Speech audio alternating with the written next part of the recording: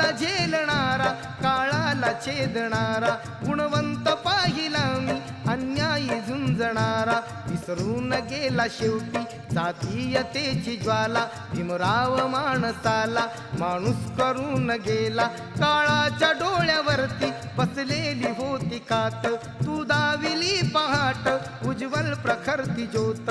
न्यायाच्या आदर्शावर संघर्ष तुझा होता, या दीन बांधवांना आदर्श तुझा होता.